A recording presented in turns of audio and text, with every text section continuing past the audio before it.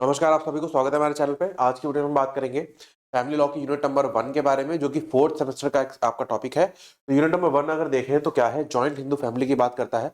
तो उसमें बेसिकली जो बेसिक कांसेप्ट्स हैं वो कवर करने हैं हमने। जिसमें सबसे पहले मिताक्षरा और दयाभागा स्कूल आपको समझना है, जो कि इंडिया में प्रेवलेंट 2 ही स्कूल्स हैं, Mitakshara school and Dayabhaga school of thought. Then उसके बाद जो आता है वो आता है formation and incidents under coparcenary property under Dayabhaga school and Mitakshara school of thought. ठीक है। देन आता है आपका कर्ता ऑफ जॉइंट फैमिली। उसके बाद आता है डेट्स, जो कि करता रहता है for the joint family purpose, तो उसके हमें समझना है। ठीक है, जिसमें doctrine of pious obligation and antecedent debts आपका टॉपिक है।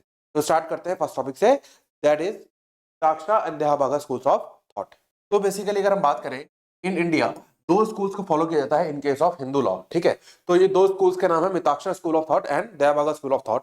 तो जो मिताक्षरा स्कूल ऑफ थॉट है ये पूरे इंडिया में प्रेवलेंट है, मतलब जो मेजर पार्ट्स हैं इंडिया के उसमें मिताक्षरा को ही फॉलो किया जाता है।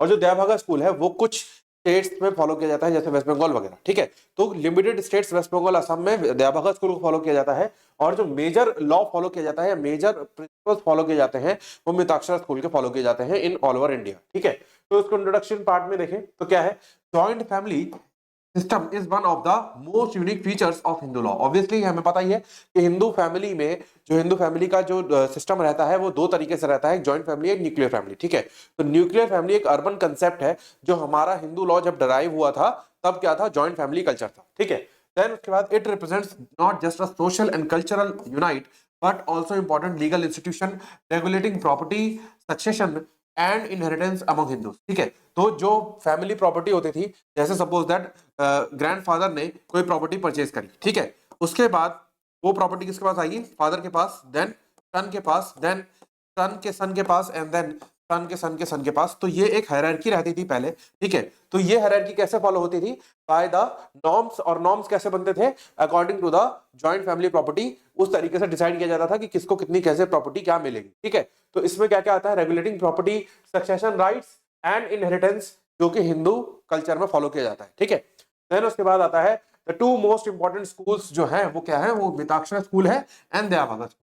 ठीक है, तो हम डिस्कस कर ही चुके हैं कि दो ही स्कूल्स हैं हिंदू लॉ में, एक मिताक्षरा स्कूल है एक दयाभागा स्कूल। देन उसके बाद both schools derive ancient commentaries on Smritis but develop differentially in their approach to property rights, co-partnership and inheritance and partition। ठीक है, तो बेसिकली कहने का क्या मतलब है कि दोनों ही स्कूल्स का जो सोर्स है, मतलब अगर हिंदू लॉ की हम बात करें तो सोर्स क्या है, जनरली सोर्स जो होता है मनुस्मृति होता है, तो उसका ही सोर्स है। दोनों ने ही एक ही सोर्स को फॉलो किया, पर दोनों का इंटरप्रिटेशन अलग था। ठीक है, तो इसीलिए इन दोनों के जो सिस्टम है, जो कल्चर है, वो दोनों स्कूल्स का अलग है, डिफरेंट है, related to property rights, related to coparcenary, inheritance and partition, ये सब कुछ अलग अलग है।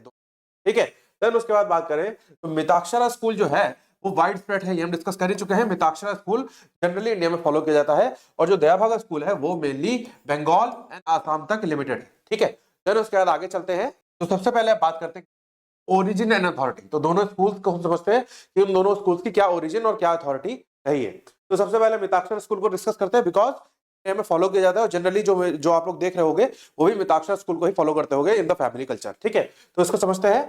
derived from the commentary written by विजनानेश्वर on Yajnavalkya Smriti called Mitakshara. ठीक है, तो बेसिकली जो मिताक्षरा स्कूल की डेवलपमेंट हुई है थ्रू विजनानेश्वर हुई है, और इन्होंने किसको स्टडी करा है, यज्ञवल्क्य स्मृति को इन्होंने स्टडी करा है आफ्टर मनुस्मृति। ठीक है, एंड देन इसको नाम क्या दिया, मिताक्षरा स्कूल। ठीक है, देन उसके बाद this is followed throughout India except Bengal and Assam. ठीक है, तो बंगाल और आसाम में स्कूल फॉलो नहीं किया जाता। फिर उसके बाद इस स्कूल से क्या आया, सब स्कूल है, बोलते हैं ना कि जैसे हमने जब कॉन्स्टिट्यूशन किया था तो ये हमने बोला था कि ये जो है कॉन्स्टिट्यूशन है, देन उसके बाद ये सारी चीजें ड्राइव हुई। वैसे ही मिताक्षरा स्कूल के बाद उसमें कई सारे सब स्कूल्स आए, तो बेसिकली इस तरीके से डेवलपमेंट हुआ, पर इनके नॉर्म्स हैं वो बेसिकली मिताक्षरा स्कूल से ही मैच करते हैं। ठीक है, देन उसके बाद दयाभागा स्कूल को देखते हैं। देन उसके बाद सेम सेंस में based on commentary written by Jimuta Vahana called Dayabhaga, and it predominantly followed in Bengal and Assam में ही फॉलो किया जाता है ये, and unlike Mitakshara it did not develop many sub school. ठीक है, तो मिताक्षरा स्कूल क्योंकि ज्यादा फॉलो किया गया, ज्यादा जगहों पे फॉलो किया गया, तो इसलिए उसके सब स्कूल्स भी बने, पर दयाभागा स्कूल लिमिटेड फॉलो किया गया, तो इसलिए बहुत ज्यादा सब स्कूल्स के नहीं थे। ठीक है, देन उसके बाद बात करते हैं क्या, तो आता है कंसेप्ट ऑफ कोपार्सनरी। तो कोपार्सनरी को समझते हैं। तो मिताक्षरा स्कूल में क्या है, coparcenary formed by male members of joint Hindu family up to 4 generation. अब हम समझते हैं कौन, फादर हो गया, ठीक है, देन सन हो गया, देन उसका सन हो गया, देन हुआ S2, ठीक है।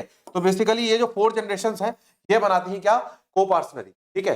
तो father son grandson great grandson, ठीक है, यहीं तक जो है कोपार्सनरी प्रॉपर्टी रहती है या कोपार्सनरी रहती है in case of Mitakshara school, जो मिताक्षरा में फॉलो किया जाता है नियम उसके हिसाब से, ठीक है। तो कौन कौन होता है, father son grandson and great grandson, तो ये 4 लोगों तक, मतलब 4 जनरेशन तक ही रहती है। अब मान लो कि यहां पर आ जाए S3, तो ये इस कोपार्सनरी का पार्ट माना जाएगा, ठीक है, पर ये जॉइंट हिंदू फैमिली का पार्ट माना जाएगा, ठीक है। देन उसके बाद आगे चलते हैं, तो क्या है, राइट जो होता है वो बाय बर्थ होता है, ठीक है। तो ऑब्वियसली जैसे मान लो ये थे, इनका बच्चा हुआ, एंड देन जैसे ही S1 का बर्थ हुआ वैसे ही इसका राइट हुआ, जब S1 एडल्ट हुआ, शादी हुई, जैसे ही S2 का बर्थ हुआ वैसे ही इसका राइट हुआ, किसमें, in the coparcenary property, private property में नहीं, कोपार्सनरी प्रॉपर्टी में इनका राइट हो जाए, ठीक है। देन उसके बाद आगे चलते हैं, तो ये चीज इंपॉर्टेंट है, जैसे ही बर्थ हुआ वैसे ही उसका राइट हो जाता है, उसको 18 इयर्स का अचीवमेंट होना जरूरी नहीं है, ठीक है। देन उसके बाद ये एग्जांपल है, एक बार देख लोगे, a father and his 2 sons hold ancestral property, then grandson also automatically becomes co-partner by birth, ठीक है। तो मतलब फादर है, उसके 2 बच्चे, ठीक है, S1 एंड S2, ठीक है, इन दोनों के पास क्या है, कोई कोपार्सनरी प्रॉपर्टी है, मान लो F1 से इसके पास प्रॉपर्टी आई थी कोई, ठीक है, वो कोपार्सनरी प्रॉपर्टी हुई।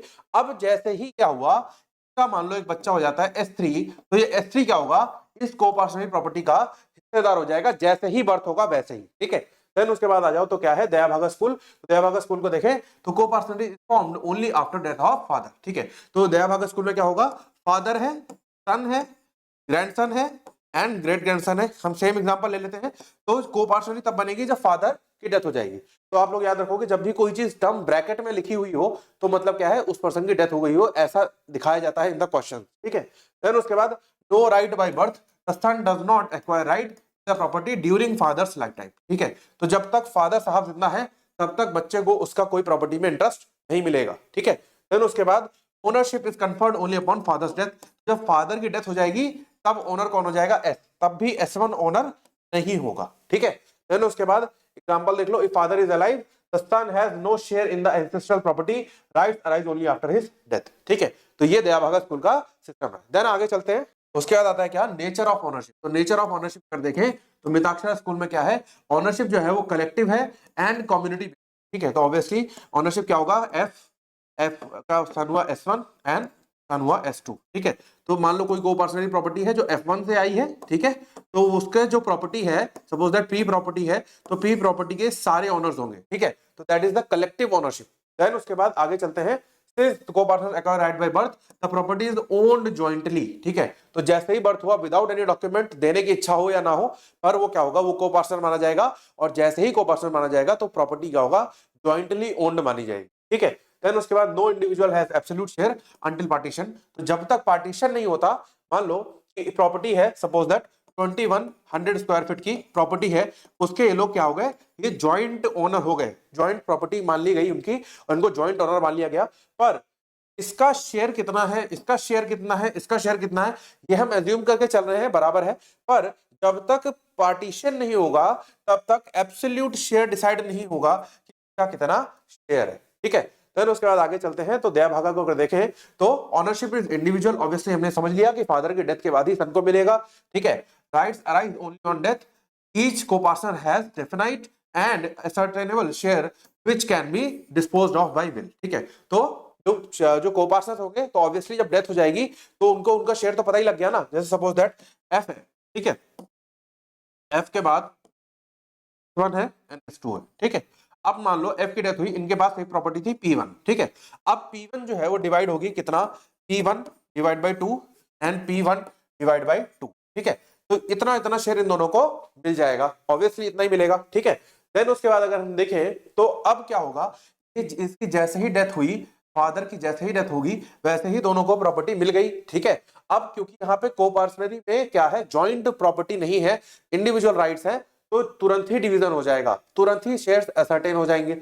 अब मान लो इसका सन होता है S2, ठीक है, सॉरी S3, एंड देन इसका होता है S4, ठीक है। S4 अगर मान लो इसका है, तो इन केस जब तक ये अलाइव है तब तक तो इनके सन को कुछ मिलने नहीं वाला, तो इसलिए शेयर यहाँ पे क्या होते हैं, असर्टेन, तुरंत ही हो जाते हैं। ठीक है, देन उसके बाद आगे चलते हैं तो क्या है, राइट्स ऑफ को पार्टनर। तो को पार्टनर के राइट्स अगर देखें मिताक्षरा स्कूल में क्या है, को partners have unity of ownership and unity of possession. ठीक है, तो को पार्टनर्स जो है मिताक्षरा स्कूल में वो क्या होंगे, यूनिटी ऑफ ओनरशिप होगी और यूनिटी ऑफ पोजेशन होगा। ठीक है, मतलब जैसे कोई प्रॉपर्टी है तो इनके पास मान लो P1 प्रॉपर्टी के ऑनर्स हैं, तो ये सारे ऑनर्स हैं और सारे के सारे P1 का पोजेशन ले सकते हैं और पोजेशन में रहते हैं। जनरली जो जहां पर जो प्लेस ऑफ रेसिडेंस होता है वही होती है जॉइंट फैमिली प्रॉपर्टी। ठीक है, जनरली।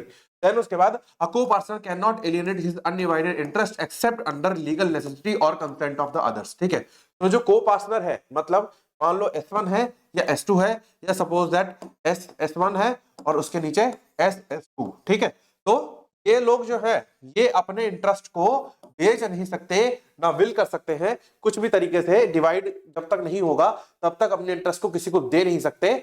और अगर देना हो, मान लो कभी जरूरत ही पड़ जाए, तो उस केस में क्या होगा, कंसेंट लगेगी सबकी। ठीक है, मान लो अगर S1 को मतलब S1 के बेटे को अगर अपना इंटरेस्ट देना है तो उसको सबकी कंसेंट लेनी पड़ेगी। ठीक है, देन उसके बाद अगर लीगल नेसेसिटी है तो ये अलाउड हो जाएगा। देन उसके बाद partition is required to ascertain individual shares. ठीक है, तो पार्टीशन जो है वो रिक्वायर होगा, इंडिविजुअल का कितना शेयर है वो समझने के लिए पार्टीशन जरूरी होगा। ठीक है, देन उसके बाद दया भागा स्कूल को अगर समझें, each co partner has ascertain share even without partition. तो ऑब्वियसली क्योंकि मालिक सिंगल ही है तो शेयर तो उसका पता ही होगा ना, तो इसलिए बहुत कॉमन सी बात है। देन अ को पार्टनर कैन एलियनेट और transfer his share in independently. ठीक है, तो जो को पार्टनर है वो अपना शेयर, क्योंकि उसका असर्टेन हो गया शेयर, उसको पता है उसका कितना शेयर है, तो वो जो है उसको एलिनेट कर सकता है, उसको विल कर सकता है, कुछ भी कर सकता है। ठीक है, उसमें किसी को कंसेंट लेने की जरूरत नहीं है, because he is the only owner, और उसकी डेथ के बाद दूसरा बनेगा। ठीक है, तो वही है तो वो कर सकता है। देन उसके बाद there is greater flexibility in disposing of the property. तो साक्षर स्कूल में disposing of property is not easy, but Dayabhaga school में it is very easy, because वहां पे सिंगल ओनर है और वहां पर मल्टीपल ओनर्स है। ठीक है, देन उसके बाद आगे चलते हैं तो राइट्स ऑफ फीमेल को अगर देखें तो मिताक्षरा स्कूल का समझते हैं। मिताक्षरा स्कूल में जो है वुमेन जो है वो इनिशियली एक्सक्लूडेड थी, वुमेन को को-पार्टनर नहीं माना जाता था। ये माना जाता था कि वुमेन तो पराया धन है, वो जैसे ही शादी हो जाएगी दूसरे के घर चली जाएगी, तो इसलिए उसको इनिशियली को-पार्टनर नहीं माना जाता था। And then however after Hindu succession amendment act जब आई है 2005 के बाद से, जो मैं पहले भी कई बार कह चुका हूं, daughters have been given equal rights as son in co-partnery property. ठीक है, तो डॉटर्स को भी सन के बराबर इक्वल राइट्स मिले हैं after 2005, after this amendment act. ठीक है, देन उसके बाद आगे चलते हैं तो विनेता शर्मा वर्सेस राकेश शर्मा, बहुत इंपॉर्टेंट जजमेंट है। Hindu undivided family, Hindu property, Hindu joint family property, Mitakshara school, सब में बहुत इंपॉर्टेंट, बहुत रेलेवेंट जजमेंट है, इसको आप याद ही रखोगे। ठीक है, Supreme Court held that daughters are co-partners by birth irrespective of whether the father was alive on 9/9/2005 or not। मतलब जिस डेट को अमेंडमेंट इन्फोर्स हुई है उस डेट को फादर थे या नहीं थे उससे फर्क नहीं पड़ता, पर उस डेट से जैसे ही डॉटर का बर्थ हो रहा है या फिर अगर कोई डॉटर अलाइव है तो क्या होगी, वो को-पार्टनर उसको माना जाएगा। ठीक, देन उसके बाद दयाभागा स्कूल को अगर समझे तो क्या है, women always had a stronger position in compare to Mitakshara. ठीक है, तो दयाभागा स्कूल में वुमेन को मिताक्षरा स्कूल से ज्यादा अच्छी पोजीशन दी गई। Since the father has absolute ownership during his lifetime, he could dispose of property in favor of his daughters or widows। ठीक है, तो मान लो कि F है, ठीक है, F, S1, S2, S3 and D1। ठीक है, मान लो ये उसके बच्चे हुए और ये मान लो वाइफ।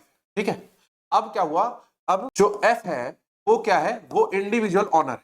ठीक है, इंडिविजुअल ऑनर है, अभी F की डेथ नहीं हुई है, तो जब तक F की डेथ नहीं होती इन दयाभागा स्कूल तब तक इनमें से कोई भी को-पार्टनर नहीं माना जाएगा। ठीक है, इनमें से जब कोई भी को-पार्टनर नहीं माना गया तो इसको इस तरीके से मान लो कि भाई आपने प्रॉपर्टी अपनी कमाई और आपने चाहे जिसको मर्जी उसको दे दी। ठीक है, तो F की मर्जी है, क्योंकि वो इंडिपेंडेंट ऑनर है, जॉइंट ऑनर नहीं है, तो उसकी मर्जी है, वो चाहे तो F मतलब W को दे दे अपनी वाइफ को, या अपनी डॉटर को दे दे, या अपने सन को दे दे, या सन को दे दे, या सन को दे दे। ठीक है, या फिर सब में इक्वली डिवाइड कर दे, मतलब उसकी मर्जी है। ठीक है, वहां पर कोई भी लॉ से फोर्स नहीं कर रहा है, वो उसकी मर्जी है। देन उसके बाद आगे चलो, widows could inherit a share on their husband's death. ठीक है, तो दयाभागा स्कूल में जो हस्बैंड की डेथ होने के बाद जो विडोज हैं उनको शेयर मिलता था आफ्टर हिज डेथ। ठीक है, देन उसके बाद सक्सेशन एंड इनहेरिटेंस को समझते हैं तो मिताक्षरा स्कूल में क्या है, follows the doctrine of survivorship. Survivorship का मतलब क्या है, जो जिंदा को-पार्टनर है आफ्टर द डेथ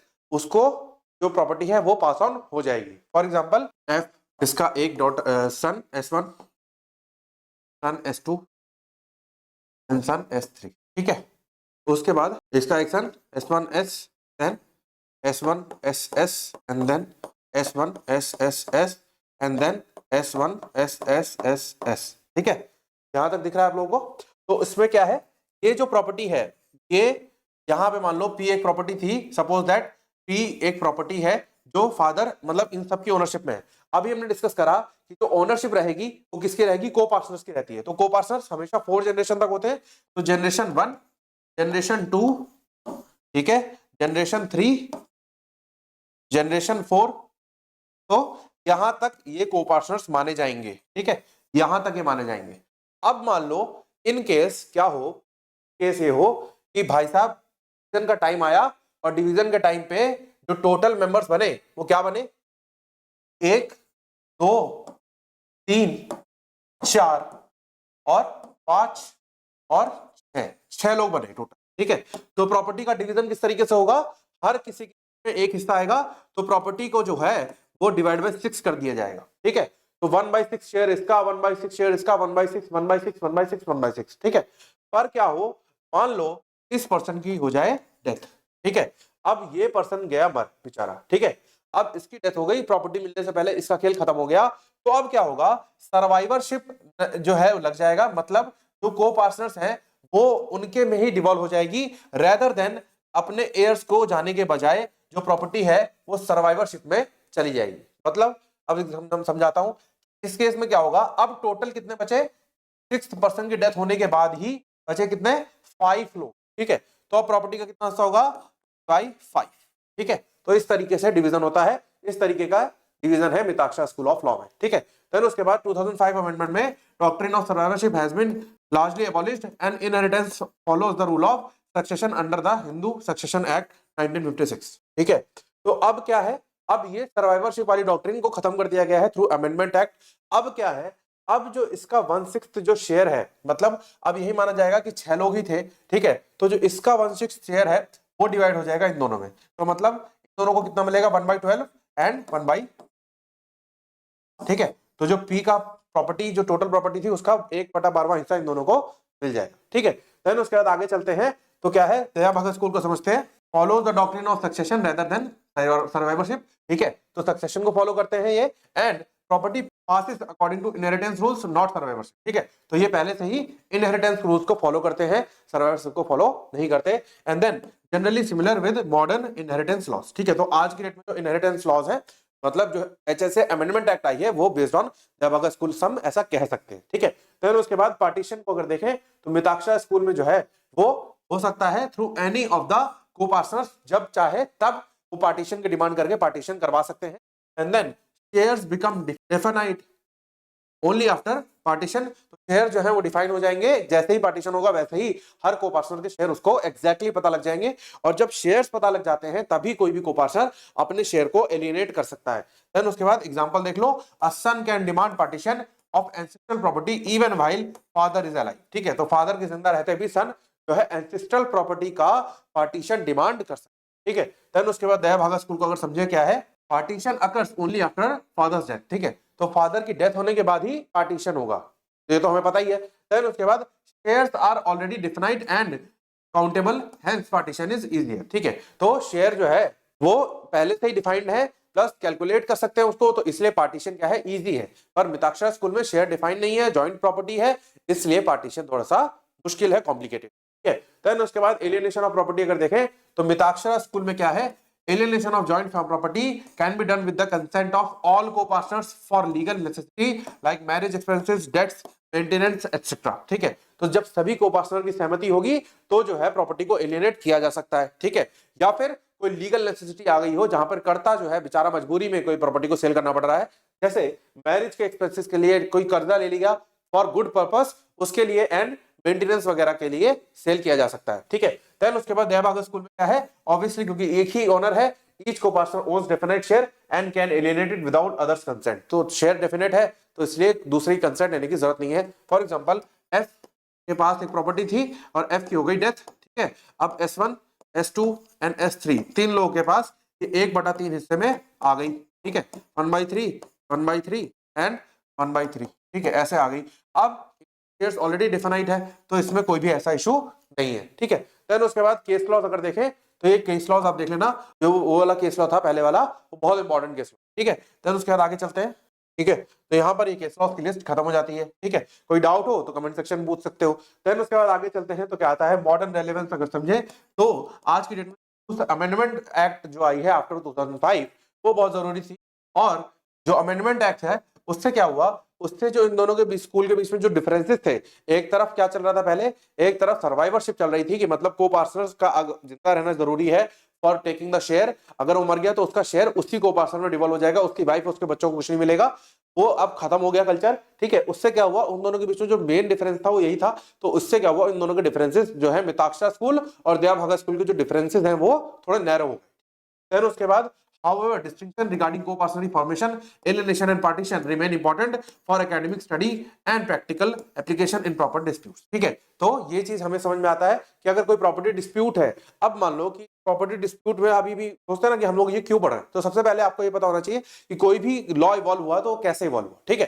देन उसके बाद सेकंड चीज आपको ये पता होनी चाहिए कि अगर कोई डिस्प्यूट हो रहा है प्रॉपर्टी का तो उसमें कई सारी डेट्स आती है, ठीक है। जैसे मान लो कि किसी बहुत तो पुराना एग्जांपल ले लो, ठीक है, F थे, देन F1 हुए, ठीक है, देन F2 हुए, उसके बाद F3 हुए, देन F4 हुए, ठीक है, देन F5 हुए, ठीक है। इस तरीके से प्रॉपर्टी अभी चली आ रही है, अभी डिवाइड ही नहीं हुई। अब मान लो यहां से क्या हुआ, यहां से इनके साथ एक और हो गए, ठीक है, इनके बच्चे और हो गए F2 F, ठीक है। इस तरीके से मान लो शुरू आ गया, ठीक है, चलता रहा, ठीक है, F, ठीक है, इस तरीके से चलता रहा। अब मान लो इसके 2 बच्चे और हो गए, तो मान लो ये जो फैमिली चार्ट बना, इसमें क्या होगा, इसमें टाइम के हिसाब से देखा जाएगा कि कौन किसकी डेथ 2005 से पहले हुई थी और किसकी डेथ 2005 के बाद हुई थी।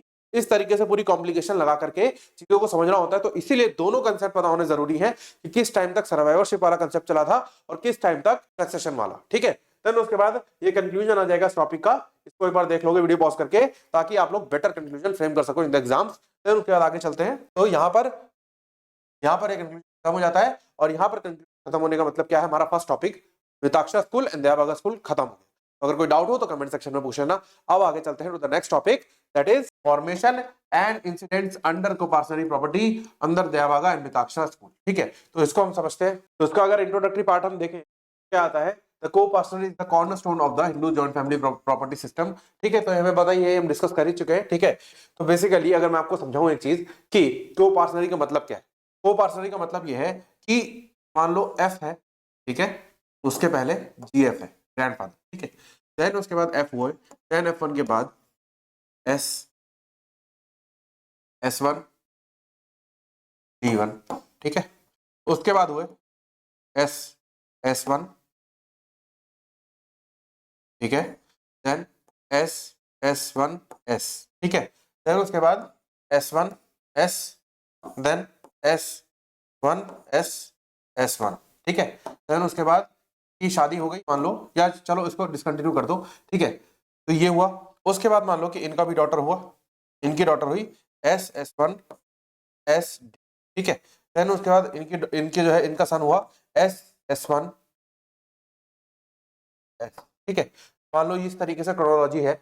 उसके बाद अब क्या है, मान लो कि हम बात करें अगर सिर्फ को-पार्सनरी, तो को-पार्सनरी की बात किस सेंस में करी जाती है, हमेशा प्रॉपर्टी के सेंस में करी जाती है, लीगल इंटरेस्ट के सेंस में करी जाती है, ठीक है। तो जब भी को-पार्सनरी की बात होगी तो क्या होगा, हमेशा 4 जनरेशन आ जाएगा, 1 2 3 एंड 4। यहां पर को-पार्सनरी का सिस्टम खत्म हो जाएगा, ठीक है। पर अगर हम जॉइंट फैमिली की बात करें कि इन लोगों की लाइफ चल रही है और जॉइंट फैमिली कहां तक है, तो पूरी अनडिवाइडेड जॉइंट फैमिली कहां तक होगी, पूरी यहां तक होगी, पूरी, ठीक है। तो ये डिफरेंस है को-पार्सनरी में और जॉइंट फैमिली प्रॉपर्टी में, मतलब को-पार्सनरी में और जॉइंट अनडिवाइडेड फैमिली में, ठीक है। तो ये चीज है। देन उसके बाद आगे चलते हैं, द कंसेप्ट ऑफ को-पार्सनरी जो है वो दोनों में अलग है, हम समझ चुके हैं, ठीक है। देन आगे देखते हैं। तो अब समझना है हमें what is the formation of co-parcenary, जो को-पार्सनरी होती है वो कब फॉर्म होती है। सबसे पहले मिताक्षरा में देखें तो जैसे ही बर्थ हुई वैसे ही को-पार्सनरी बन गई। अगर वो 4th जनरेशन के अंदर है तो जैसे ही बर्थ होगी वैसे उसका राइट हो जाएगा राइट हो जाएगा तो को पार्टनर हो जाएगा, ठीक है। और उसके बाद पहले जो है इसमें डॉटर नहीं थी, अब जो है डॉटर भी इंक्लूडेड है, ठीक है। देन उसके बाद आगे चले तो ये एग्जांपल हो गया, son, grandson, great grandson acquire rights in ancestral property as soon as they are born, ठीक है। देन उसके बाद father and his son have equal rights in co-partnership property during father's lifetime, ठीक है। तो जो फादर का life time है उसमें सारे ही लोगों की प्रॉपर्टी पे जो राइट्स होंगे वो इक्वल होंगे, ठीक है। देन उसके बाद आगे चलते हैं। अब एग्जांपल देखो, if A is the common ancestor, his son B, grandson C and great grandson D will all be the co-partners by birth, ठीक है। तो कहना क्या चाह रहे हैं, ए, ठीक है, उसका son B, grandson C and grand उसके बाद ग्रेट ग्रैंडसन डी, तो ये सब क्या होंगे, ये सारे के सारे होंगे को-पार्टनर्स, ठीक है। ये हम डिस्कस कर चुके हैं। देन उसके बाद वही आ जाता है बहुत important case law, Vineeta Sharma versus Rakesh Sharma and then Surjit Lal Hawa versus CIT commissioner of income tax, ठीक है। तो बेसिकली ये आपको पढ़ लेना है, ठीक है। देन उसके बाद दया भागा को-पार्टनरी को अगर देखें तो दया भागा को-पार्टनरी में क्या है, right after death of the father, ये भी हम समझ चुके हैं कि इसमें को-पार्टनरी तो बन जाती है पर को-पार्टनरी जो राइट्स हैं वो आते हैं just after the death of the father. तो इसमें ये कहा जाएगा कि मान लो फादर है, ठीक है, सन है एंड देन सन, उसके बाद ग्रेट ग्रैंडसन, ठीक है। तो ये जो है ये क्या है, जॉइंट हिंदू फैमिली तो है पर को-पार्टनर नहीं है, ठीक है, को-पार्टनर नहीं है। जैसे ही फादर की डेथ होगी प्रॉपर्टी किसके पास गई, सन के पास, ठीक है। देन उसके बाद आगे चलते हैं, sons do not acquire by right by birth, they obtain rights only after father's death, ठीक है। तो सन जितने भी होंगे उनको बर्थ होने के बाद कोई राइट नहीं है बल्कि उनकी फादर की डेथ होने के बाद उनको राइट मिलता है, ठीक है। देन उसके बाद फादर जो है वो absolute owner of the property होंगे ड्यूरिंग द लाइफ टाइम, ठीक है। देन ये एग्जांपल है, हम डिस्कशन कर चुके हैं। देन उसके बाद केस लॉ आप लोग देख लेना for exam point of view. Then उसके बाद आगे चलते हैं तो क्या आता है, इंसिडेंट्स ऑफ को-पार्टनरी, इसको समझ लेते हैं। तो एक बार बन गई तो co-partnery property under both school has certain legal incidents, तो क्या है, जो को-पार्टनरी प्रॉपर्टी है उसके कुछ लीगल इंसिडेंट्स है, तो वो समझ लेते हैं क्या है दोनों स्कूल्स में, मिताक्षरा एंड दयाभागा स्कूल में। तो सबसे पहले मिताक्षरा स्कूल को अगर देखें तो सबसे पहले क्या आता है, community of ownership and unity of possession, ये हम डिस्कस कर चुके हैं कि दोनों ही, मान लो कि 4 को-पार्टनर्स हैं, 4 लोग हैं, ठीक है। तो चारों के चारों क्या होंगे, जॉइंट ओनर होंगे और उनके पास पोजीशन उस प्रॉपर्टी का जॉइंट होगा, ठीक है। देन उसके बाद आगे चलते हैं, देन तो क्या आता है, फ्लक्चुएटिंग शेयर्स, तो शेयर्स जो होंगे फ्लक्चुएट होंगे with birth and with death, ठीक है। तो शेयर जो है फिक्स नहीं है, keep fluctuating with birth and death in the family, ठीक है। देन उसके बाद ये एग्जांपल देख लेना, ठीक है। देन आगे चलते हैं तो ये केस लॉ आ जाता है आपका, ठीक है। उसके बाद आगे चलते हैं, राइट टू डिमांड पार्टीशन, तो किसी भी को-पार्टनर का राइट है कि वो पार्टीशन को डिमांड कर दे irrespective of the age, any time भी पार्टीशन को डिमांड किया जा सकता है, ठीक है। देन उसके बाद अपॉन पार्टीशन जो फ्लक्चुएटिंग शेयर है वो क्या हो जाता है, वो फिक्स हो जाता है, ठीक है। तो डेफिनेट शेयर हो जाता है कि एक व्यक्ति का कितना शेयर, ठीक है। देन उसके बाद रिस्ट्रिक्टिव राइट ऑफ एलियनेशन, तो जो एलियनेशन का राइट है मतलब अपनी प्रॉपर्टी को डिस्पोज ऑफ करना या अपने राइट टू प्रॉपर्टी को डिस्पोज ऑफ करना, वो रिस्ट्रिक्टेड है, लिमिटेड है। प्रॉपर्टी को डिस्पोज ऐसे नहीं किया जा सकता। इन केस आपने सबकी कंसेंट ले ली है, सारे को-पार्टनर्स की कंसेंट है तो कर दो, या फिर करता है, अगर कर्ता के पास ये पावर है कि अगर कोई फैमिली डेट है या मान लो फैमिली नीड है, अर्जेंसी है, नेसेसिटी है, सर्वाइवल की बात है तो वो कर सकता है, ठीक है। देन उसके बाद आ जाओ ये हेडिंग पे जो कि 2005 से ऐड हुई है आफ्टर 2005 अमेंडमेंट एक्ट, में भी हम एक हेडिंग डाल सकते हैं अबाउट फीमेल्स राइट। तो इसमें आपको मेंशन यही करना होगा कि 2005 हिंदू सक्सेशन अमेंडमेंट एक्ट के आने के बाद फ्रॉम 9/9/2005 वुमेन्स मतलब फीमेल्स का भी उतना ही राइट है जितना सन का राइट है, ठीक है। देन उसके बाद आगे चलते हैं तो क्या आता है, दयाभागा अगर देखें दयाभागा स्कूल का इंडिविजुअल ओनरशिप ऑफ शेयर्स, तो ये हम समझ चुके हैं कि जब तक फादर है वही ओनर है, उसके बाद फिर उनकी डेथ के बाद ही ओनरशिप चेंज होगी, नहीं तो नहीं होगी, ठीक है। देन आगे चलते हैं, राइट टू एलिनेट, तो उनके पास पूरा राइट है क्योंकि वो सिंगल ओनर है तो मर्जी चाहे वो करे, ठीक है। देन उसके बाद आगे चलते हैं तो आता है doctrine of succession not survivorship, ठीक है। तो सर्वाइवरशिप नहीं चलती है, मतलब को-पार्टनर्स का इसमें कंसेप्ट ज्यादा है नहीं, तो सक्सेशन की डॉक्ट्रिन चलती है कि फादर की डेथ के बाद जो प्रॉपर्टी होगी वो डिवॉल्व हो जाएगी टू द वाइफ और to the son depending upon the succession laws, तो हम डिस्कस करेंगे विद टाइम, ठीक है। देन उसके बाद आगे चलते हैं तो क्या है, ये केस लॉ है, ठीक है। देन आगे चलते हैं, अब आ जाओ, no right to demand partition during father's lifetime, तो जब तक फादर साहब जिंदा है तब तक कोई पार्टीशन नहीं होता in Dayabhaga school of law. Father अकेले मालिक हैं, वो चाहे तो सारी प्रॉपर्टी को बिल पे कर दे, वो चाहे तो प्रॉपर्टी को यूज करके किसी को बेच दे, वो चाहे तो जो मर्जी चाहे प्रॉपर्टी का, ठीक है। देन उसके बाद आ जाओ तो आता ही क्या comparative table between Mitakshara school and Dayabhaga school, the formation of coparcenary, nature of ownership, shares, ये मैं सारी चीजें डिटेल में डिस्कस कर चुका हूं, बिफोर द एग्जाम आपके रिवीजन में काम आने वाली है, ठीक है। देन आगे चलते हैं। फिर एस्पेक्ट अगर देखें एलियनेशन का एस्पेक्ट, तो मिताक्षरा में लिमिटेड है और दयाभागा में कंप्लीट है। देन पार्टीशन का राइट, मिताक्षरा में डिमांड कर सकते हैं पर दयाभागा में नहीं कर सकते। डॉक्ट्रिन कौन सी लगती है, मिताक्षरा में अभी तक सर्वाइवरशिप लगती थी बिफोर 2005, पर 2005 के बाद सर्वाइवरशिप को जो है अबॉलिश कर दिया गया और अब क्या लगती है, सक्सेशन, ठीक है। देन उसके बाद वुमेन्स राइट को अगर देखें तो ट्रेडिशनल उसमें क्या था, क्योंकि फादर एब्सोल्यूट ऑनर था, वो चाहे तो सारी प्रॉपर्टी वुमेन को ट्रांसफर कर दे, पर इसमें नहीं था। 2005 के बाद अब इसमें इंट्रोड्यूस हो, ठीक है। देन उसके बाद आगे चलते हैं तो लेजिस्लेटिव डेवलपमेंट्स अगर देखें तो हिंदू सक्सेशन एक्ट जो है वो प्रॉपर मिताक्षरा स्कूल के ऊपर हिसाब से बेस्ड है, ठीक है। तो ये सक्सेशन एक्ट जो फॉलो की जाती है ऑल ओवर इंडिया वो चीज है, पर हिंदू सक्सेशन अमेंडमेंट एक्ट जो आई उसने जो मिताक्षरा और दयाभागा स्कूल के बीच में जो गैप था, जो डिफरेंस था, उसको नैरो कर दिया, ठीक है। देन उसके बाद प्रैक्टिकल एग्जांपल अगर देखें तो ये एग्जांपल आप देख लो, suppose the father has ancestral property worth 9 lakh rupees, ठीक है। तो मान लो ए एक फादर है, ठीक है, उनके पास 9 लाख रुपीस की प्रॉपर्टी है, ठीक है। अब मान लो under Mitakshara school if A has 2 sons, तो इनके 2 सन हैं S1 एंड S2, ठीक है। और उसके बाद ग्रैंडसन, तो एक ग्रैंडसन है मान लो इनका, ठीक है, S1 S का एक बच्चा हो गया, ठीक है। All 4 are co-partners with equal but fluctuating rights, ठीक है। तो ये सारे क्या है, ये को-पार्टनर्स हैं, ठीक है, को-पार्टनर्स हैं बिकॉज अगर आप गिनती करो तो first generation, second generation and third generation, ठीक है। तो 3 ही जनरेशन हुए, ग्रेट ग्रैंडसन हुआ ही नहीं अभी, ठीक है। तो ये सब क्या है, ये को-पार्टनर्स हैं, सबके पास इक्वल राइट है और फ्लक्चुएटिंग राइट है, बिकॉज ऐसे ही यहाँ पर क्या हुआ, S2S आ गया, मतलब एक और ग्रैंडसन आ गया, तो यहाँ पे कितने लोग हो गए, टोटल 5 लोग हो गए, और 5 हो जाएंगे तो वैसे ही डिवाइड हो जाएगी, डिवाइड बाय 5, ठीक है। और अगर दयाभागा स्कूल में करें तो ए क्या होगा, वो सोल ओनर होगा, जब तक वो अलाइव है, जब तक जिंदा है तब तक ए ओनर होगा। उसके बाद ए की डेथ के बाद जो S1 एंड S2 है उसमें प्रॉपर्टी इक्वली डिवाइड हो जाएगी, ठीक है। तो आगे चलते हैं, अब आ जाओ इंपॉर्टेंस इन मॉडर्न लॉ। तो अब मॉडर्न लॉ के हिसाब से इंपॉर्टेंस क्या है फॉर पार्टीशन कोर्ट, तो ये जो कंसेप्ट है वो रेलेवेंट है कहां पर। पहली चीज, अगर कोर्ट में जा रहा है पार्टीशन सूट, तो देखो पार्टीशन 2 तरीके से होता है, आपको जनरली बता देता हूं। एक होता है बाय फैमिली डीड, आपने म्यूचुअली बैठ करके पूरी फैमिली ने डिवाइड कर लिया, नो इश्यूज, ठीक है। पर अगर मान लो किसी में उसका राइट हिंडर हो रहा है, किसी को उस पार्टीशन से सेटिस्फैक्शन नहीं मिल रहा है, तो वो कोर्ट आ सकता है फॉर सूट ऑफ पार्टीशन। जैसे ही कोर्ट में आएगा तो ये सारे कंसेप्ट आपको रेलेवेंट हो जाएंगे, ठीक है। For understanding taxation of Hindu undivided families under income tax act, ठीक है। तो किसको कितना शेयर है, किसके कितनी प्रॉपर्टी में कितने वैल्यूज उसकी है, तो उसके हिसाब से उस पर कितनी टैक्स लायबिलिटी बनती है, ये सारी चीजें आपको रेलेवेंट हो जाती हैं कि HUF को समझना। Then for inheritance where property is ancestral, तो अगर कोई इनहेरिटेंस का डिस्प्यूट है, कोई बोले मुझे कम हिस्सा मिला, मेरा हिस्सा कम था, तो उस केस में ये डिस्प्यूट को हैंडल करने के लिए ये आपको नॉलेज जरूरी है, ठीक है।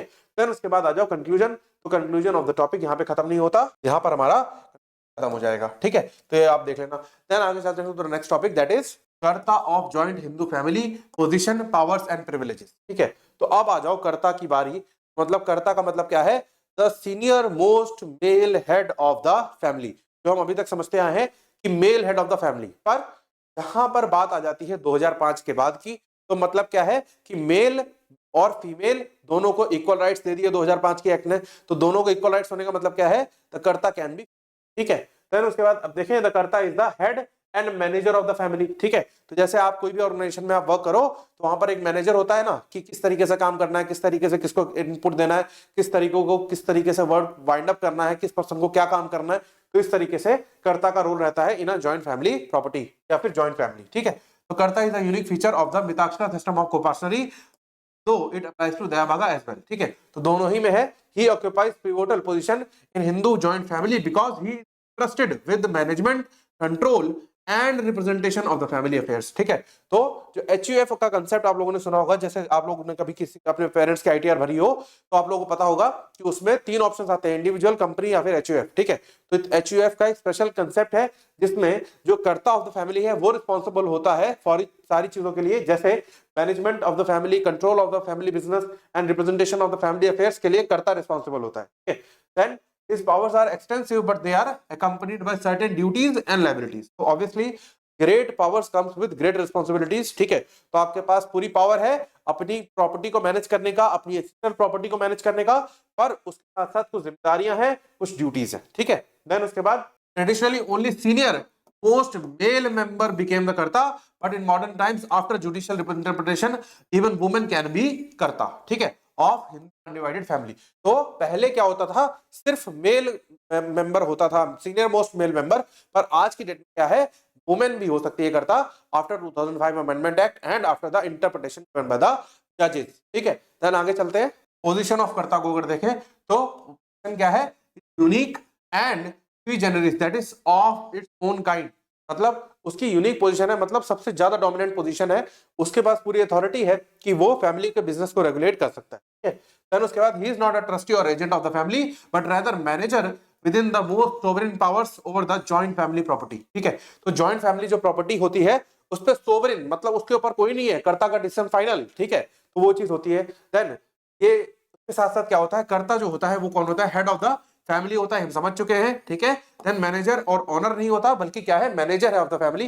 पर अगर सिचुएशन ऐसी आ जाए तो कर्ता का डिसीजन अगर फैमिली के प्रोटेक्ट करने के लिए हुआ है, डेट्स को कंप्लीट करने के लिए हुआ है, या मैरिज एक्सपेंसेस वगैरह किसी के लिए हुआ है, तो वो फैमिली प्रॉपर्टी को एलियनेट तक कर सकता है, ठीक है। देन उसके बाद आगे चलते हैं, प्राइमस इंटर पेयर्स मतलब फर्स्ट अमंग इक्वल्स, मतलब दो is powers are wide still one among the co-partner and is bound by duties towards them, ठीक है। तो उसकी पावर्स बहुत ज्यादा है, पर वो फिर भी क्या है, कर्ता इज ऑल्सो अ को पार्टनर, और को पार्टनर उसका वही वाली बात है, काम का बहुत ज्यादा है पर ग्रेड पे उसका उतना ही है, ठीक है। तो वैसे ही कर्ता क्या है, को पार्टनर है, पर उसकी ड्यूटीज ज्यादा है, being the senior most person of the family, ठीक है। देन आगे चलते हैं, ठीक है, ये केस लॉ देख लेना आप लोग एक बार for exam point of view. Then उसके बाद आ जाओ, हु कैन बी अ कर्ता, ठीक है। तो कर्ता कौन हो सकता है डिस्कस कर लेते हैं। तो सबसे पहले सीनियर मोस्ट मेल को पार्टनर, ठीक है। तो मेल को पार्टनर जो है उसको प्रायोरिटी दी जाती है इन केस बिफोर 2005, ठीक है। तो इसमें क्या है, ऑटोमेटिकली बिकम्स अ, ठीक है। फिर उसके बाद if the senior most male member relinquish his right or is incapable the next senior member can be करता, ठीक है। तो अगर वो अपना राइट को relinquish करता है, मतलब छोड़ दे, या फिर वो इनकेपेबल हो, इनसेन, लुनेटिक हो जाए, तो उस केस में दूसरा जो मेंबर होगा वो कर्ता बन जाएगा, ठीक है। देन उसके बाद even a minor can be karta if there is no adult partner with mother और गार्जियन, ठीक है। माइनर भी जो है वो कर्ता हो सकता है अगर और कोई सीनियर मेंबर, मतलब एडल्ट कोई पर्सन नहीं बचा उस फैमिली में, और उस टाइम पे क्या हो सकता है, जो मदर या गार्जियन जो है उसको असिस्ट करेंगे इन टेकिंग द डिसीजंस। पर मॉडर्न डेवलपमेंट हुई, फीमेल एज अ करता, ठीक है। तो अब यहाँ पर थोड़ी सी चेंज हो गई। तो after succession act daughters became co-partners, और डॉटर के को-पार्टनर बनने के बाद in Sujata Sharma versus Manu Gupta it was held that eldest female co-partner can also act as कर्ता of the Hindu undivided family, ठीक है। तो ये केस लॉ आप याद रखोगे for exam point of view, बहुत इंपॉर्टेंट है, ठीक है। देन उसके बाद आगे चलते हैं, तो क्या है, पावर्स ऑफ कर्ता। तो कर्ता की क्या पावर्स हैं, तो सबसे पहले हम समझ चुके हैं कि पहले तो मैनेजमेंट की पावर है कि जो उसकी हिंदू अनडिवाइडेड फैमिली है उसको मैनेज करो, उसके बिजनेस को मैनेज करो, ठीक है। देन आगे चलते हैं, कर्ता है supreme authority in managing family property and affairs, ठीक है। His decisions are bona fide cannot be challenged by other members। तो अगर उसके bona fide genuine reasons है कि बेसिस पर कोई डिसीजन हुआ है, बेशक वो मेंबर्स के राइट को थोड़ा हिंडर करता है या कम करता है, तब भी उसके डिसीजंस क्योंकि बोनाफाइड कंडीशंस पे थे, इसलिए चैलेंज नहीं किए जा सकते, इवन ही इज द को-पार्टनर, पर फिर भी उसकी बात मानी जाएगी, ठीक है। देन उसके बाद एग्जांपल हो गए, उसके बाद एक केस लॉ हो गया, ठीक है। देन उसके बाद आगे चलते हैं, तो क्या आता है, पावर ऑफ रिप्रेजेंटेशन। तो ऑब्वियसली जो करता है वो रिप्रेजेंटेशन के लिए भी उसी के पास पावर है, उसी की ड्यूटी है, ठीक है। तो किस चीज में, लीगल मैटर, अगर मान लो कोई हिंदू अनडिवाइडेड फैमिली के अगेंस्ट कोई मैटर हो जाए तो करता जाएगा कोर्ट, ठीक है। देन सोशल मैटर में अगर कोई सोशल सोसाइटी से रिलेटेड मैटर है, सोशल ऑब्लिगेशन है, तो कर्ता के ऊपर जिम्मेदारी है उसको निभाने की। एंड रिलीजियस मैटर अगर कोई है, तो बोलते हैं ना कि बुजुर्ग लोग बैठते हैं पूजा में, that is also the part of the duty of कर्ता, ठीक है। देन उसके बाद ही can sue or be sued on behalf of the family. तो अगर मान लो कोई जॉइंट हिंदू फैमिली बिजनेस था, तो अनडिवाइडेड फैमिली का कोई बिजनेस था और बिजनेस में कोई दिक्कत आई, तो वो स्यू कर सकता है दूसरे पार्टी को, और दूसरी पार्टी कर्ता को स्यू कर सकती है on the behalf of Hindu undivided family, ठीक है। देन आगे चलते हैं, his actions in litigation bind the entire joint family. तो उसके जो एक्शंस हैं लिटिगेशन में, उससे पूरी जॉइंट फैमिली को उस पर एग्री करना पड़ेगा। देखो, एक सूट होता है जिसको हम बोलते हैं क्या, रिप्रेजेंटेटिव सूट, ठीक है। तो जो आपने रिप्रेजेंटेटिव उसको अलाउ कर दिया कि मेरे बिहाफ पे ये जाएगा व्यक्ति, तो क्या होगा, वो व्यक्ति चाहे हार के आ जाए केस, तब भी आपको वो फिर केस मान्य होना पड़ेगा। ये नहीं कहोगे आप कि मैं रिप्रेजेंटेटिव अब नहीं मानता, ये तो केस हार गया, मैं तो अब इसे रिप्रेजेंटेटिव नहीं बोलता। आप ऐसा नहीं बोल सकते, वहां पर एस्टॉपल की डॉक्ट्रिन लग जाती है। सिमिलरली जो कर्ता होता है वो रिप्रेजेंटेटिव ऑफ द फैमिली होता है, तो आप ऐसा नहीं कह सकते कि 10 अच्छे डिसीजन में कर्ता जीत रहा था तो हम उसके साथ थे, हम उसके वो डिसीजन मानते हैं, और एक डिसीजन अगर मान लो लिटिगेशन करने कर्ता गया और हार गया, तो उस केस में कर्ता का हम डिसीजन नहीं मानते, ऐसे कर्ता नहीं मानते, इसके डिसीजन पे हम बाइंड नहीं होंगे, तो आप ऐसा नहीं कह सकते, ठीक है। देन उसके बाद एग्जांपल हो गया, सॉरी केस लॉ हो गया। देन उसके बाद पावर टू एलिनेट प्रॉपर्टी। तो अब आ जाओ कि भाई कर्ता के पास क्या इतनी पावर है कि जॉइंट फैमिली प्रॉपर्टी को ही खत्म कर दे, ठीक है। तो सबसे पहला लीगल नेसेसिटी को समझो।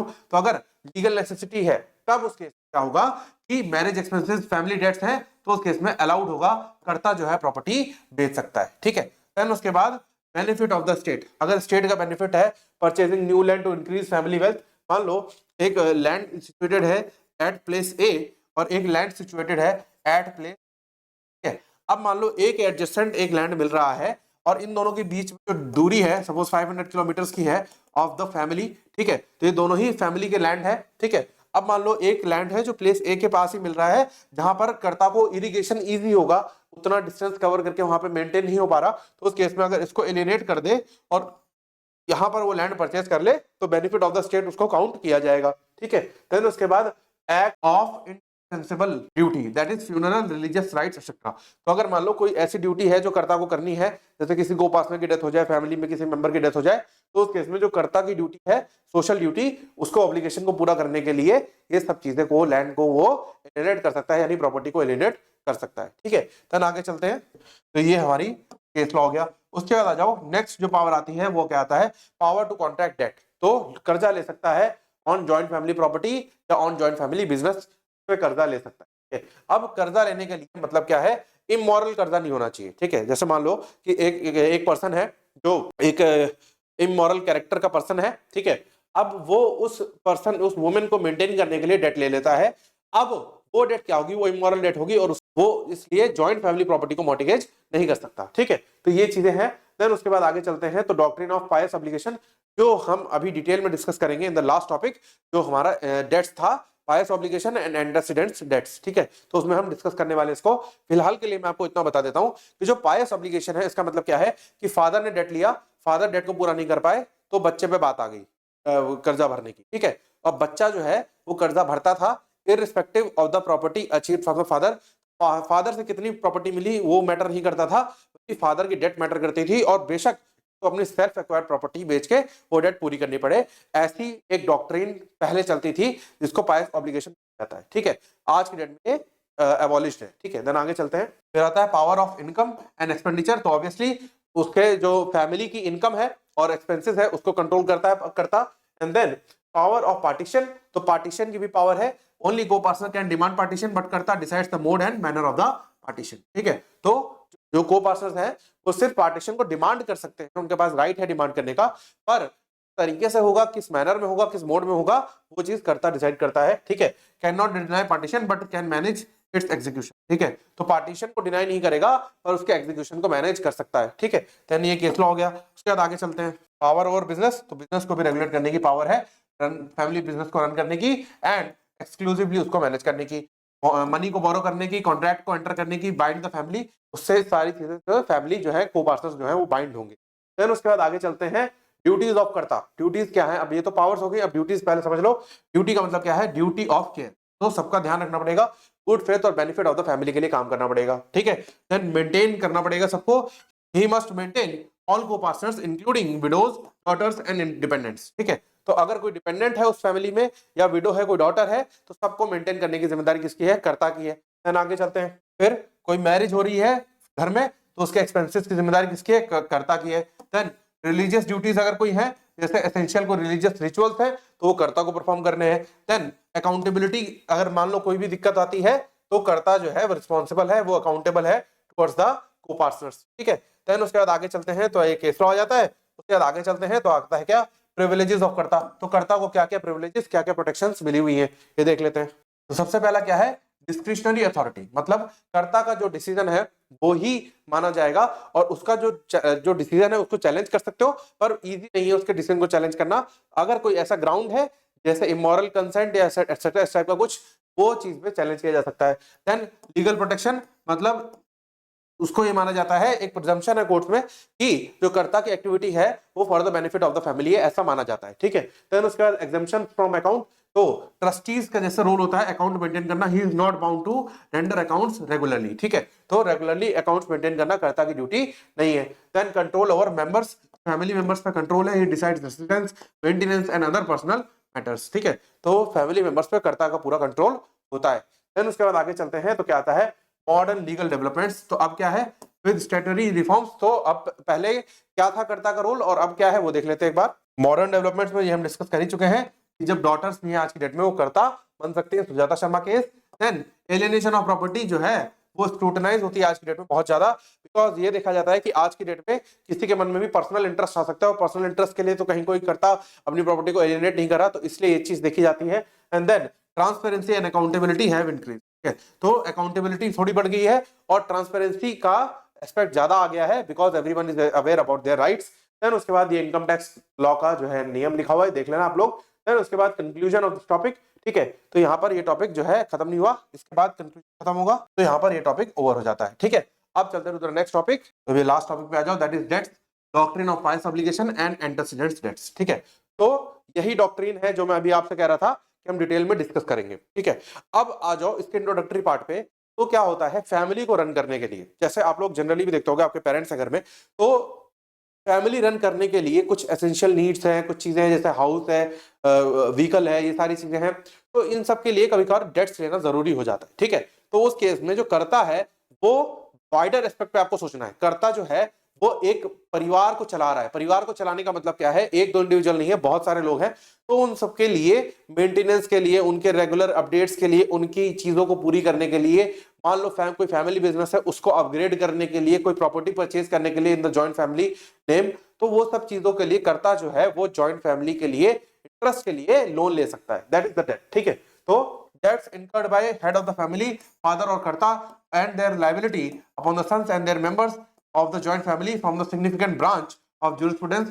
Traditionally, Hindu law imposed upon a son a religious or moral duty to discharge the debts of the father. ठीक है, तो बेसिकली ट्रेडिशनली ये लॉ था कि जो फादर डेट ले रहे हैं, यानी कि कर्ता जो डेट ले रहे हैं, अगर वो अपनी लाइफ स्पान में वो पूरा नहीं कर पाए, वो डेट को पूरा नहीं कर पाए, तो उस केस में जो उसके बच्चे हैं, जो उसके बाद उसकी प्रॉपर्टी को एक्वायर करने वाले हैं, ठीक है, उनके ऊपर ये जिम्मेदारी है कि वो अपने फादर की डेट को पूरा करें, अपने फादर के कर्जे को पूरा करें। ठीक है, तो ये ट्रेडिशनल लॉ था, पर अब उसके बाद जो ये डॉक्ट्रिन हुई, इसका नाम क्या हुआ, डॉक्ट्रिन ऑफ पायस ऑब्लिगेशन, मतलब पवित्र ऑब्लिगेशन। ठीक है, ठीक है, तो ये बेसिकली धार्मिक ऑब्लिगेशन है, यानी कि धार्मिक जिम्मेदारी। ठीक है, देन उसके बाद अब चले तो क्या है, एंटेसिडेंट डेट्स को समझ लेते हैं, मतलब extend to which the father और karta can alienate joint family property to pay dates.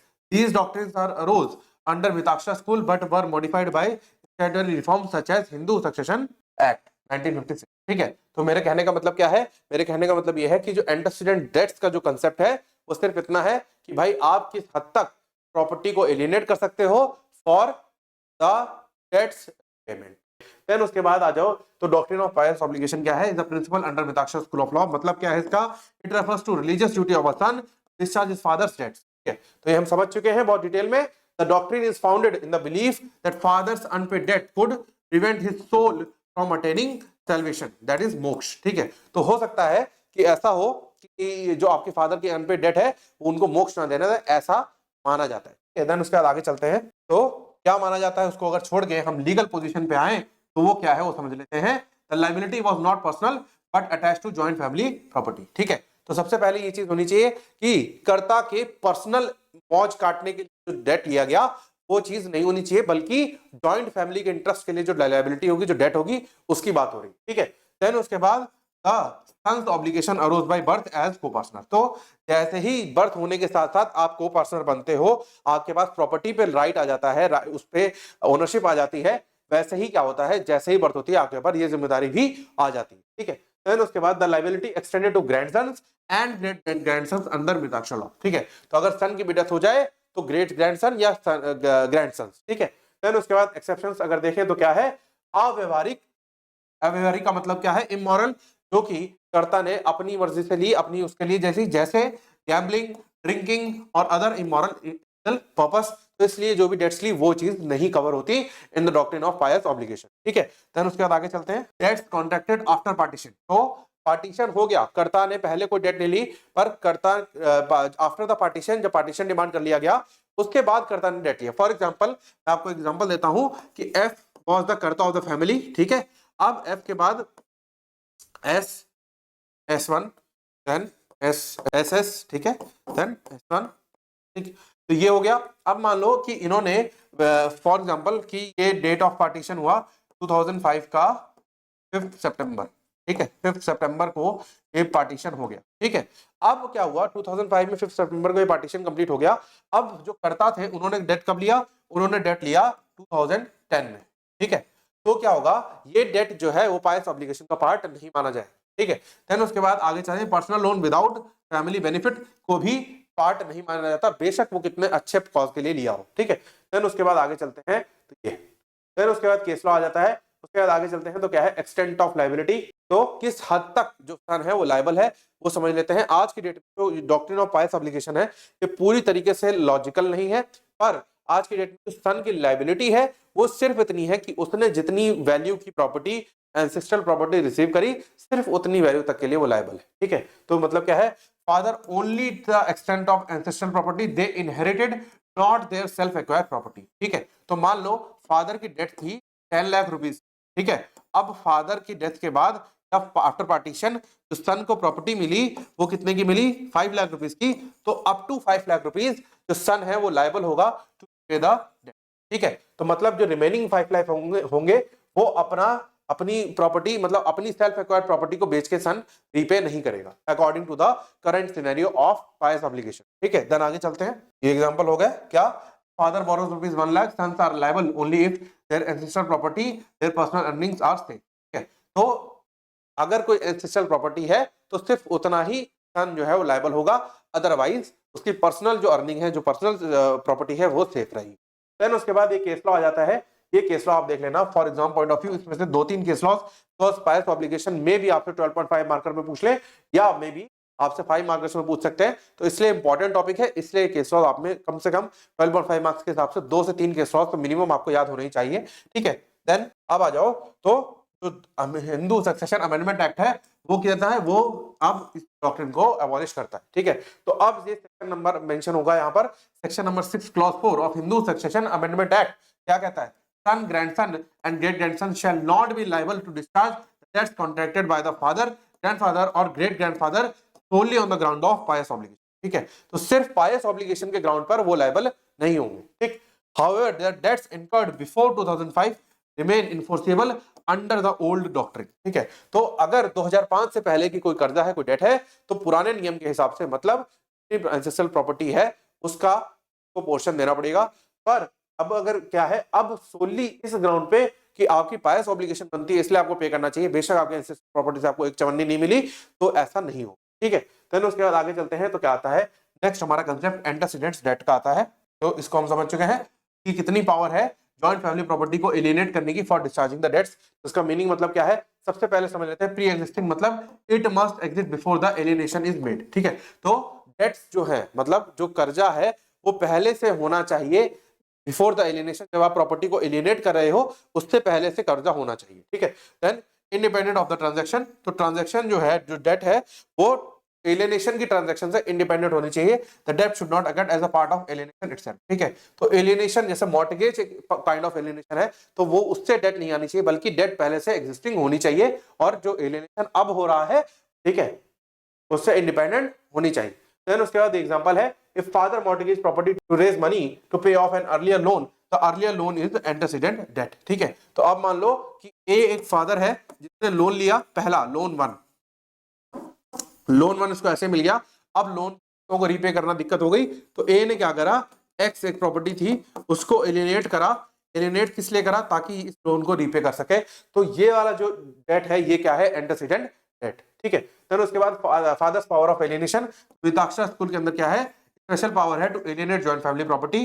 तो जॉइंट फैमिली प्रॉपर्टी को एलिनेट करने की स्पेशल पावर है के पास, कर्ता के पास, मेंटेनिंग पर्सन के पास, ठीक है, without the consent of the son, अगर कब डेट इज नॉट इमोरल और इलीगल, तो अगर डेट जो पहली प्रीवियस डेट थी वो इमोरल और इलीगल नहीं थी, तो उस केस में without the consent of the son, karta जो है मतलब जो पर्सन जो मैनेज के लिए, जो मेंटेन के लिए रिस्पॉन्सिबल है, वो without the consent of the son बेच सकता है। Then alienation is for discharging and antecedent debt, ठीक है, तो एलियनेशन किस लिए हुई है प्रॉपर्टी की, ताकि वो पैसे से जो डेट है उसको डिस्चार्ज किया जा सके, उसको खत्म किया जा सके, ठीक है। देन उसके बाद ये है प्रिवी काउंसिल का केस है, बहुत इंपॉर्टेंट, देख लो एक बार, that is laid down 5 proposition. क्या पहला, father can not alienate the joint family property except for legal necessity और benefit of the state.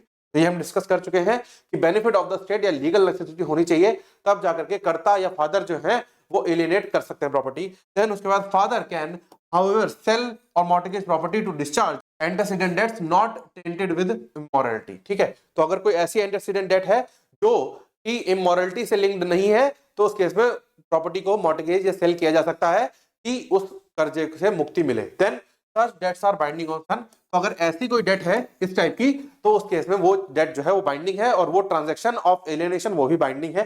Then उसके बाद and antecedent debts must be independent of transaction of sale or mortgage, ठीक है, तो जो antecedent debt होगी वो independent होगी, जो हमने अभी डिस्कशन किया कि पहले लोन होना चाहिए, पहले की कर्जा होना चाहिए, उसके बाद आप प्रॉपर्टी सेल कर रहे हो, ठीक है। देन उसके बाद son can challenge alienation if the death was immoral और नॉट एंटेसिडेंट, ठीक है, तो सन जो है वो चैलेंज कर सकते हैं अगर उनको ऐसा लगता है कि जो डेट थी वो इमोरल पर्पस के लिए थी या फिर एंटेसिडेंट डेट नहीं थी, ठीक है। देन उसके बाद ये एग्जांपल्स हैं, इलस्ट्रेशंस हैं, father borrows ₹50,000 for gambling, is it immoral debt, और जो सन है वो नॉट बाउंड है, ठीक है।